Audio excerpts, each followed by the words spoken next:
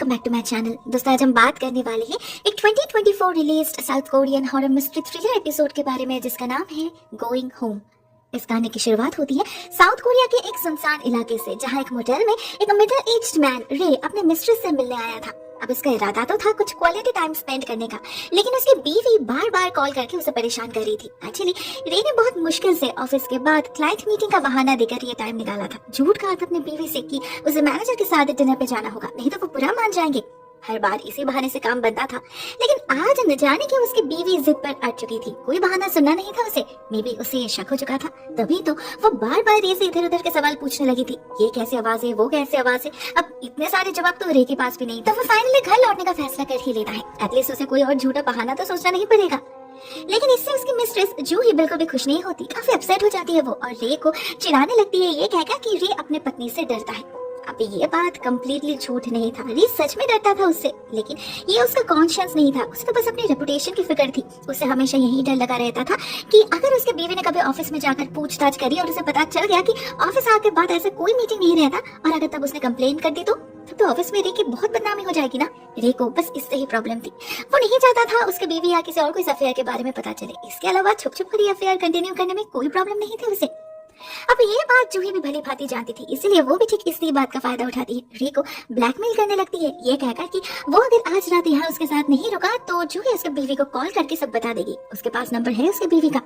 अब इसे सुनकर रे पड़ जाता है मुश्किल में। जूही का कॉन्फिडेंस देखकर उसे लग तो नहीं रहा था कि वो मजाक कर रही है, तो टेंशन में उसकी हालत खराब हो जाती है और वो एक बॉल पेन उठाकर उसे बार बार टिक टिक टिक करने लगता है। जूही को पता था रे के इस हैबिट के बारे में। उसे ये भी पता था कि वो ऐसा तभी करता है जब उसे एक्सट्रीमली टेंस्ड फील हो रहा हो, लेकिन इससे जूही की जिद कम नहीं होती, वो उल्टा और नाराज हो जाती है। तो मजबूरन रे को भी हार मानना ही पड़ता है, अपना सर झुकाना पड़ता है जूही के आगे। मीठी मीठी बातों से उसे मनाना पड़ता है, उसे यकीन दिलाना पड़ता है कि इकलौता वही तो है उसकी जिंदगी में जो उसे समझती है। अपनी बीवी से भागकर उसी के पास तो आता है रे। अब अगर वो भी उसे ऐसे परेशान करने लगी तो कैसे चलेगा।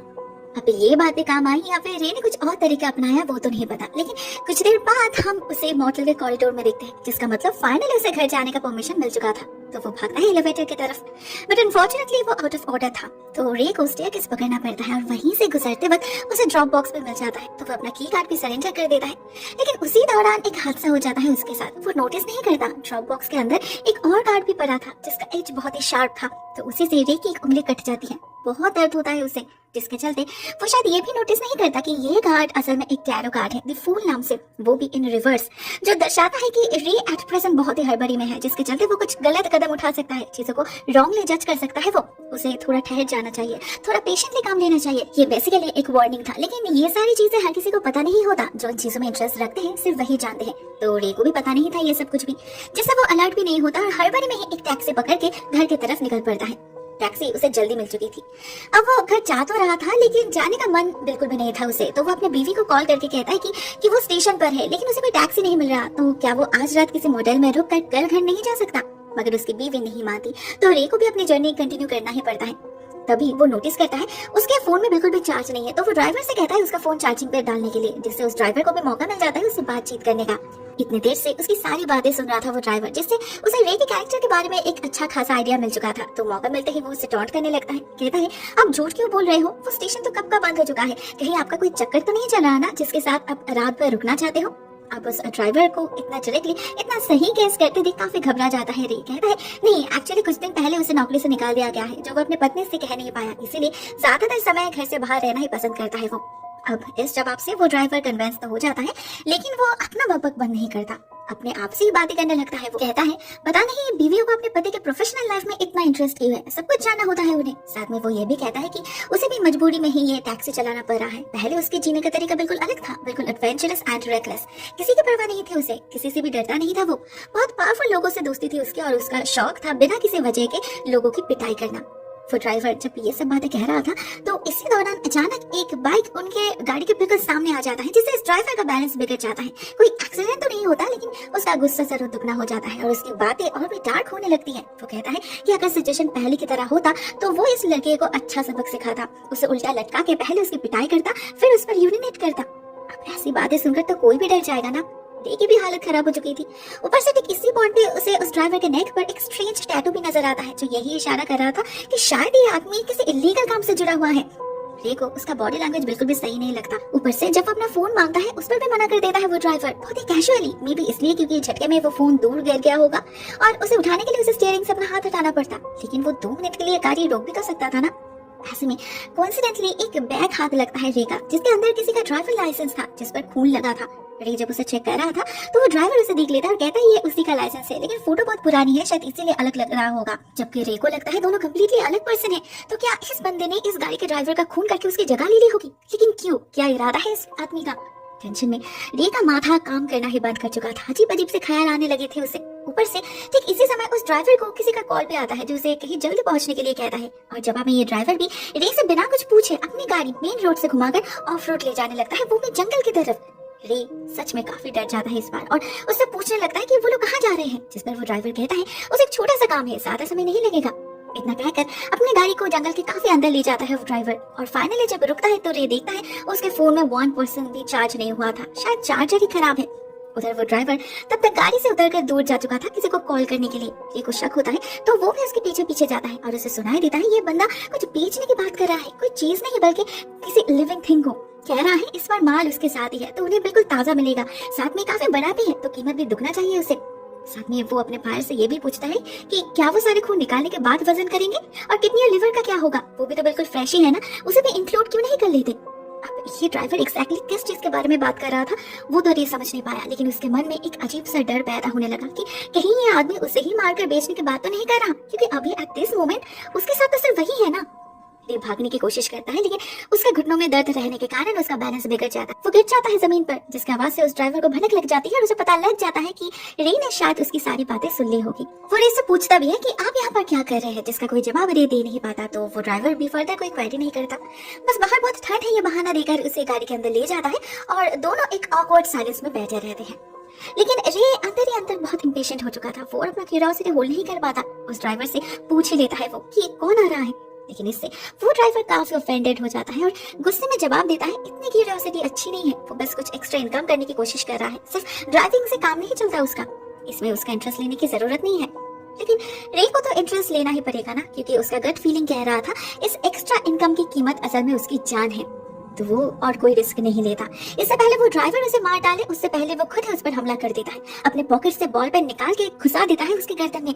उस ड्राइवर को कुछ सोचने समझने का मौका ही नहीं देता।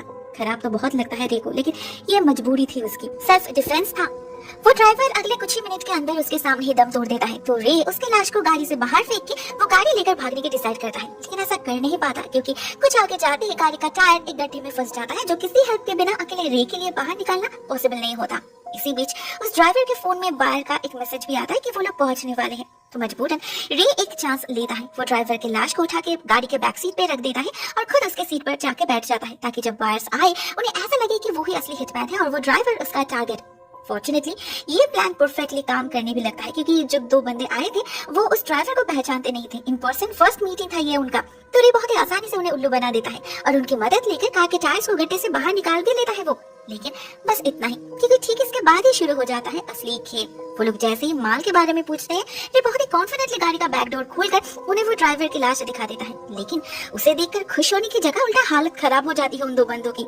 रे समझ नहीं पाता क्यों, लेकिन वो उसे ट्रंक खोलने के बारे में भी कहते हैं और जैसे ही वो खोलता है अंदर का नजारा देखकर रे को अपनी लाइफ का सबसे बड़ा झटका लगता है। इस बार उसकी बारी थी बोलती बंद होने की, क्योंकि अंदर तो एक हिरन की लाश पड़ी थी। वो ड्राइवर कोई खूनी नहीं था, कोई हिटमैन नहीं था, बल्कि एक हंटर था। एक्स्ट्रा इनकम के लिए वो जानवरों को मारकर उन्हें बेचता था, ये लीगल है, इसीलिए उसे इतना चोरी छुपे सब कुछ करना पड़ रहा था। फोन पर इसी के बारे में तो बात कर रहा था वो, और रे ने सोचा कि वो कोई प्रोफेशनल किलर है जिसे शायद उसके गर्लफ्रेंड ने हायर किया है उसे मारने के लिए। फाइनली अपनी गलती समझ आ जाती है रे को, लेकिन ऑलरेडी बहुत लेट हो चुका था। अब तो उसे ये डर लगने लगा था कि वो इन लोगों से कैसे निपटे। उधर वो लोग भी इसी बात को डिस्कस करने में बिजी थे कि पहले उसे पकड़ना चाहिए या पुलिस को बुलाना चाहिए। पहली बार ऐसे किसी खूनी को सामने से देख रहे थे वो, तो वो भी बहुत ही ज्यादा डर चुके थे। फाइनली वो दोनों डिसाइड करते हैं कि वो लोग पहले अपना माल गाड़ी में लोड करेंगे, फिर उसे हॉस्टेज बना के पुलिस को कॉल करेंगे, नहीं तो अगर पुलिस ने इस हिरन की लाश को यहाँ देख ली तो वो लोग भी फंस सकते हैं। तो वो रे से पहले ही बिल्कुल नॉर्मली बात करते हैं, उसकी मदद से उस हिरन को अपने गाड़ी में लोड भी करते हैं और जैसे ही काम हो जाता है दोनों में से एक आदमी रे को पकड़ लेता है और दूसरा भागता है पुलिस को कॉल करने, मगर उसे वो मौका ही नहीं मिलता क्योंकि रे इसी बीच उस पहले वाले आदमी को जख्मी करके भाग निकलता है वहाँ से, जिसके चेक से दूसरे वाले आदमी को भी चेक करने जाना पड़ता है। और जब दोनों मिलकर रे को अंधेरे जंगल में ढूंढने लगते हैं तो वो अचानक से उन पर हमला कर देता है, एक बैम्बू से मार मार के हड्डी पसली एक कर देता है उनकी। अब ऐसे किसी पागलपन के लिए तैयार नहीं थे दोनों, तो नेचुरली वो रेजिस्ट नहीं कर पाते और उस ड्राइवर की ही तरह उन्हें भी रे के हाथ बेमौत मरना पड़ता है। फाइनली रे तीनों लाशों को गाड़ी के बैक सीट में लोड करता है, फिर दोनों गाड़ी से सारा फ्यूल निकाल के उसी से दोनों गाड़ी में आग लगा के भाग निकलता है वहाँ से। उसके पास और कोई ऑप्शन नहीं था तो उसे पैदल ही चलना पड़ता है। फॉर्चुनेटली तब तक उसके फोन में 5% चार्ज हो चुका था, तो वो उसी से अपनी बीवी को कॉल करता है और उससे कहता है कि उसके टैक्सी का एक्सीडेंट हो चुका है, इसलिए उसे घर लौटने में थोड़ा सा लेट हो जाएगा। मगर उसकी बीवी उस पर यकीन नहीं करती, उसे अपना GPS ऑन करके लाइव लोकेशन शेयर करने के लिए कहती है, मगर रे का ऐसा कोई इरादा नहीं था, तो वो कॉल कट देता है और फोन भी स्विच ऑफ कर देता है। उसके पास पैदल चलने के अलावा और कोई ऑप्शन नहीं था, तो वो वहीं करता है और काफी मुश्किल से अपने पैर के दर्द को सहते हुए मेन रोड तक जा पहुंचता है वो। लेकिन वहां जैसे वो लिफ्ट मांगने की कोशिश करता है, अचानक एक पुलिस ऑफिसर आकर रोक लेता है उसे। ये कुछ समझ नहीं पाता, उसने तो कुछ रिपोर्ट नहीं किया था और वो जो कांड अभी अभी करके आया था वहां उसके होने का कोई सबूत में छोड़ा नहीं था उसने। तो फिर इसका जवाब अगले सीन में ही हमें मिल जाता है, जब वो ऑफिसर रे को उस मोटेल के बारे में पूछने लगता है जहाँ वो आज शाम को रुका था, क्योंकि वहाँ उन्हें किसी लड़की की लाश मिली है और वो लड़की कोई और नहीं बल्कि रे की मिस्ट्रेस जूही है। यहाँ सीन फ्लैशबैक में जाता है और हमें पता चलता है आज शाम रे जब घर जाने के लिए निकलने वाला ही था तो जूही सिर्फ उसे धमका नहीं रही थी बल्कि सच में उसके बीवी का नंबर डायल करने लगी थी, वो जो सरप्राइजिंगली उसे पता था। मे बी किसी दिन छुपके से रे के फोन से उसने कॉपी कर लिया होगा। उसकी ऑडेसिटी देखकर तो पहले रे बहुत ही चौंक जाता है, इतना समझाने के बाद भी जूही ने उसे बिट्रे किया।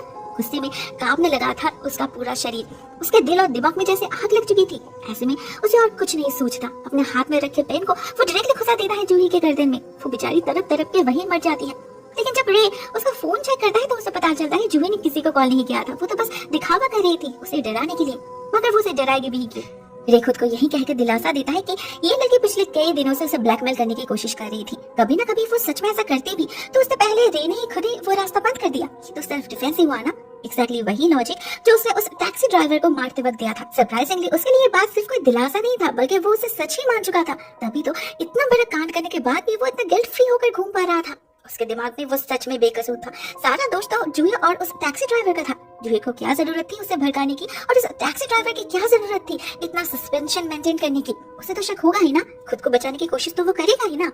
इनफैक्ट अपने बेकसूर होने पर उसे इतना भरोसा था कि वो उस ऑफिसर के सामने भी यही बातें दोहराता रहता है, बार बार यही कहता रहता है कि जूही ने उस ड्राइवर को भेजा था उसे मारकर उसके ऑर्गन सेल करने के लिए, जबकि उसे भी पता था ये झूठ है। मनी मन बहुत ज्यादा रेस्टलेस हो चुका था रे, अभी उसे बस घर लौटना था अपने परिवार के पास। लेकिन जब वो ऑफिसर नहीं मानता तो एट लास्ट एक बेहद अजीब एक्सक्यूज देता है। वो कहता है ये सब उस टैरो कार्ड की वजह से हुआ है, वो कोई नॉर्मल कार्ड नहीं है, जरूर कोई कर्स्ड ऑब्जेक्ट होगा, उसने जरूर कुछ काला जादू किया होगा उस पर। लेकिन शायद रे भूल चुका था जूही का खून उसने इस कार्ड के मिलने से पहले किया था, अपने मर्जी से, किसी के वश में नहीं। और अब वो जो करने जा रहा था वो भी उसका फ्री विल ही था। वो समझ चुका था वो और बच नहीं पाएगा, उसने कन्फेस कर चुका था और मर्डर वेपन भी उसके हाथ में ही था। तो वो फिर से एक बार उसी को हथियार बनाता है, सेल्फ डिफेंस में 2 खून और करता है। चलती गाड़ी में 2 ऑफिसर्स के गर्दन में वो पेन घुसा के, जिससे ऑब्वियसली गाड़ी का एक्सीडेंट हो जाता है, लेकिन रे किसी तरह खुद को बचा लेता है। गाड़ी से निकलकर फिर से एक बार चलना शुरू करता है वो, और इसी दौरान अपने पत्नी से बात भी होती है उसकी, जो कहती है उनके बेटे ने स्कूल में किसी से लड़ाई करी है,